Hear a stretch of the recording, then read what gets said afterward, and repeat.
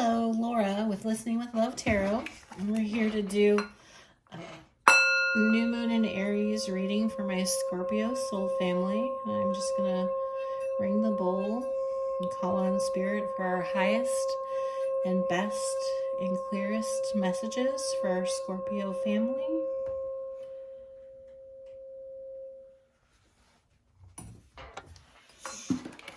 Scorpio, I transform. Okay, the first thing that I'm going to do is I'm going to pull an archetype from this Wild Unknown Archetypes deck by Kim Kranz. And these are energies that you are going to be experiencing in this new astrological year. Aries is the first sign of the zodiac, and the new moon in Aries on April 1st starts as a good time to look at the new astrological year that we are in right now. It's already started. Aries has already started. But these energies are an overarching energy for the entire year, and then I'm going to be reading the cards for roughly the next 2 weeks between the new moon and the full moon. But your archetype is Gnosis. Okay. So I'm going to read that card because these are not oracle cards. They have very deep messages. We want to make sure that we get the whole message and not just my perception.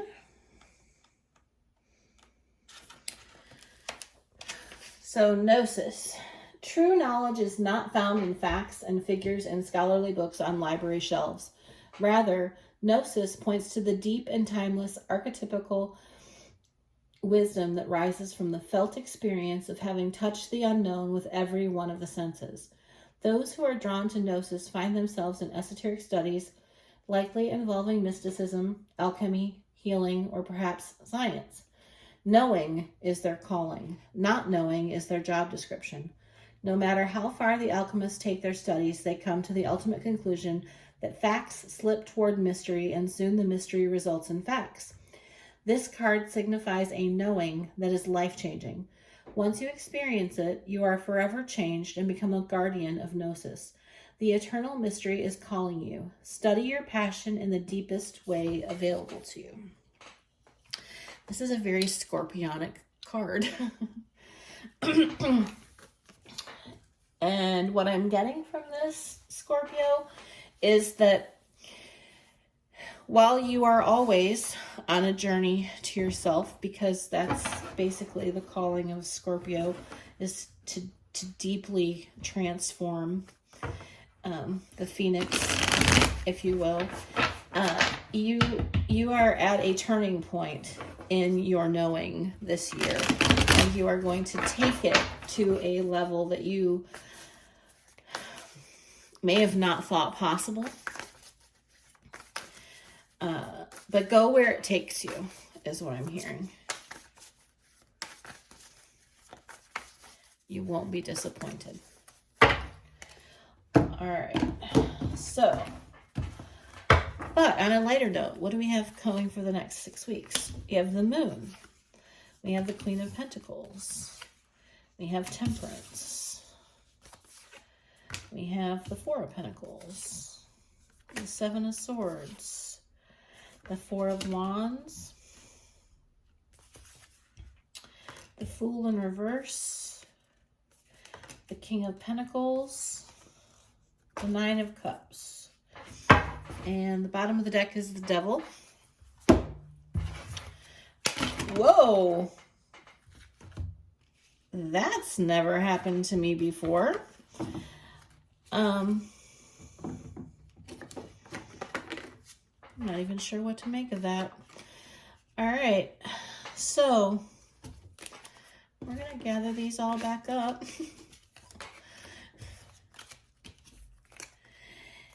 Your energy is very scattered, Scorpio. There is nothing organized about your thoughts, your emotions, your feelings. There's nothing orderly about what what you're feeling right now, is what I took from those cards, just kind of going every which way. You're going every which way.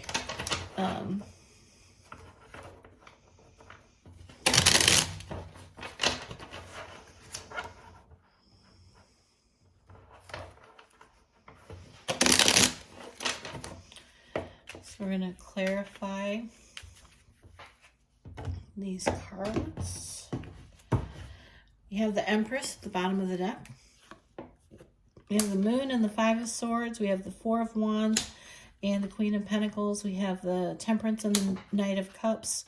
We have the Ten of Wands and the Four of Pentacles. We have the Six of Cups and the Seven of Swords. We have the Four of Wands and the Knight of Pentacles. We have the Queen of Wands and the Fool in reverse. We have the Queen of Cups and the King of Pentacles. And we have the Five of Pentacles and the Nine of Cups. So, Scorpio, I feel like you, the reason that you need to really dig deeply is that the Moon is about hidden things. The Seven of Swords is about deception or betrayal or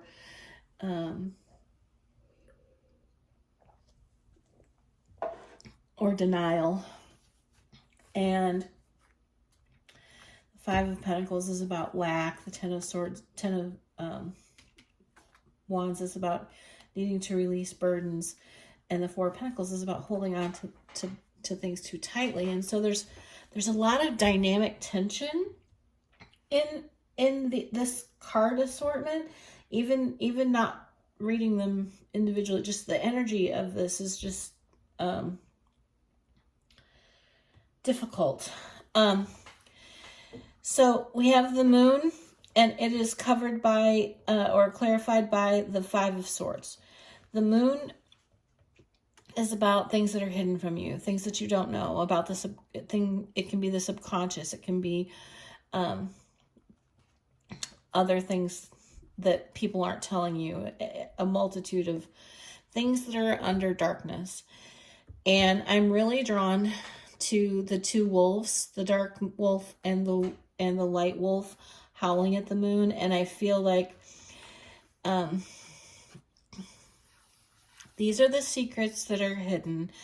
And because these things are hidden, these two wolves are separated, and you can't integrate your dark and your light.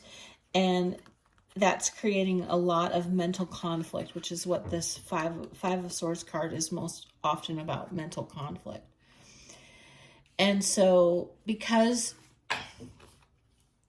there are things that are unknown, and because you have this mental conflict over what you don't know in your past, you have this connection, because that's what this is. This Queen of Pentacles is another person, and the Four of Wands is a connection, whether it's a marriage or a partnership or a job connection. It doesn't matter. It's a solid, grounded connection. And then we have this Temperance and the Knight of Cups. And so I feel like these three don't really go together. And so that's where we get all of this unrest here in the middle. But I'm going to say that this presented itself as something solid, as something balanced, as something clear, as something, maybe it had love attached to it. It had solidity. And, but it came out of this mental conflict and this unintegrated, hidden, aspect of you. And so it wasn't really founded authentically, is what I'm getting. And so that creates this energy that we're in right now. And what's going on in the current energies is the Four of Pentacles is about holding on too tightly to things or people or situations. And the 10 of Wands is about the need to lay down burdens. And so these are diametrically opposed. So you are in this energy of not wanting to let go of anything. And yet the universe is saying it's time to end this. Tens are about completions with new beginnings. And so the idea is the 9 of Wands is the wounded warrior. And you're being asked to lay down that martyrdom, lay down the wounded warrior aspect of yourself, so that you're left with the single wand of the Ace of Wands, which is a passionate and fiery new beginning to something. But you're fighting that right now. And this 7 of Swords covered by the 6 of Cups says to me, it speaks of a denial of a past life connection that you share. There's the 6 of Cups is about nostalgia. It's about inner child. It's about past life connections. It's about those types of things. And so if this is a romantic relationship, then this is saying that you're in denial about some connection that you have to something in your past, or something that you had in a past life, and you want to deny that there is this connection. If it's about an institution, you're in denial about nostalgia that you feel toward that institution, towards that organization, toward you. There's something that you're missing about it that you maybe had to give up because of this connection. I'm not really sure. But there's this denial of what you really, because you don't know everything.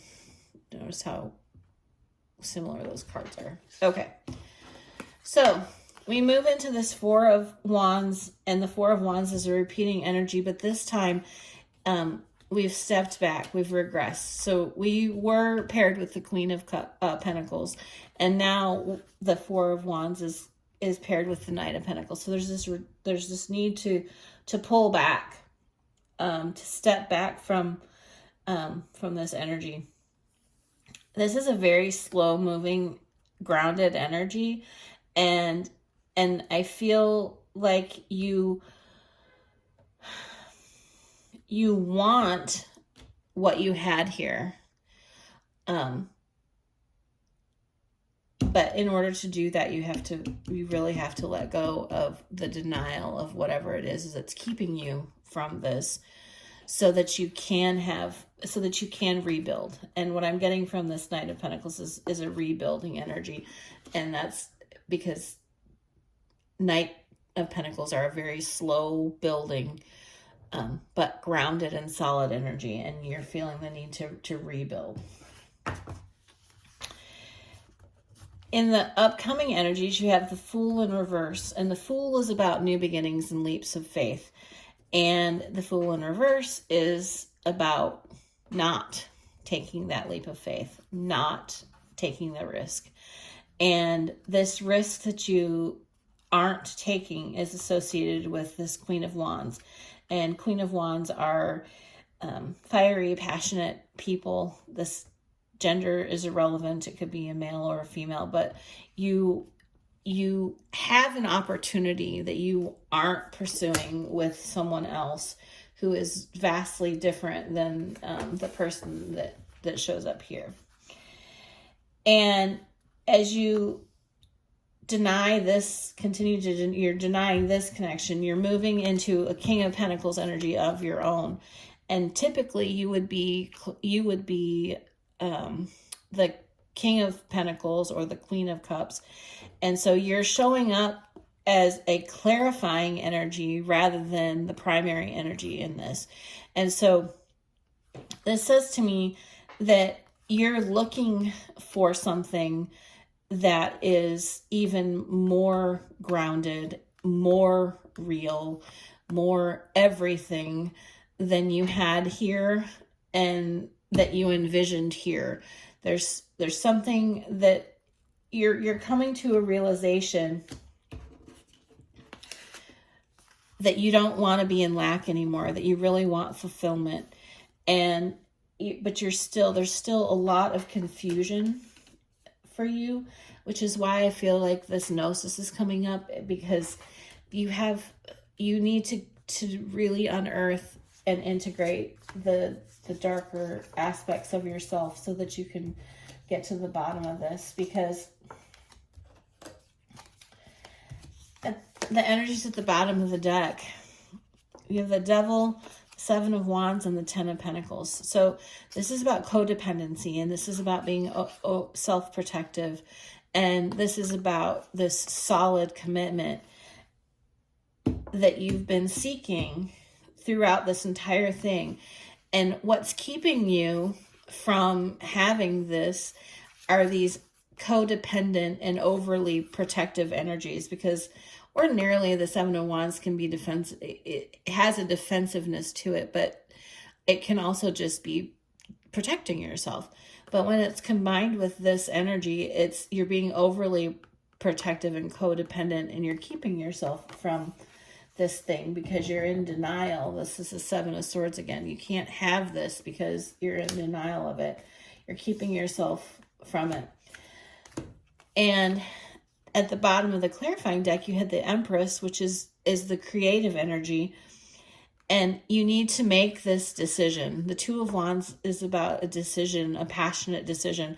And you need to choose what's going to help you feel creative and happy. But you aren't really there yet. You're still in a state of unknowing. And it's really important that you seek out that knowing, so that you can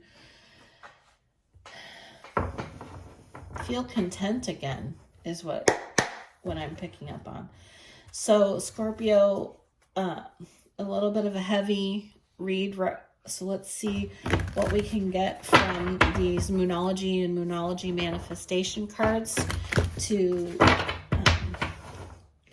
maybe give you somewhere to focus for the next couple of weeks, what you can expect in the energies of these coming 2 weeks. How many cards we need?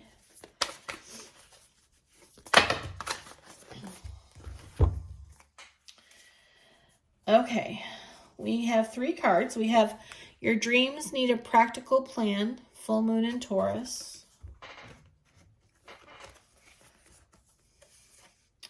The energy is gaining momentum, waxing moon. And hold your vision, fixed moon. And you are a fixed water sign. So sometimes change is difficult for you. I really feel like this knowing that you're seeking, it will help you form a practical plan for your dreams. It will give you some insight into why you have had all of this confusion. But once you create a vision, hold it for long enough for it to manifest is what I'm getting.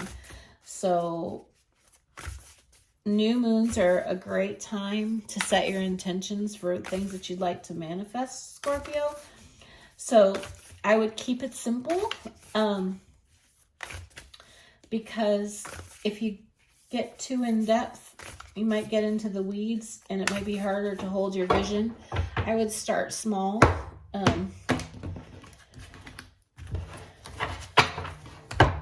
And then build, gain momentum. So this card is from the Whispers of Love Oracle deck, and this is a message from the universe to end our reading. Miracles and blessings, everything has its gift. I think that's a perfect way to end something, a reading like this that has so much light and dark to it. There are miracles and blessings in everything. And if you look for the gift in the darkness, you will find it. If you look for the gift in the light, you will find it. But often we get fixated on bright, shiny things and think that those are the only gifts. And that's just not true. When we take the time to know ourselves, that's often when the gift that is most valuable presents itself. So, Scorpio, I hope this helped. I hope you have a great week, and I look forward to working with you again soon. Laura of Listening with Love Tarot here, and I want to thank you for watching the entire video. I can't tell you how much I appreciate you. If you liked the reading and align with my energy, I'd love to have you subscribe. If you're new here, please consider watching my why video for more insight on what to expect. You'll find my information in the description box below about personal readings and special offers. I hope you have a great day, and I look forward to working with you again soon.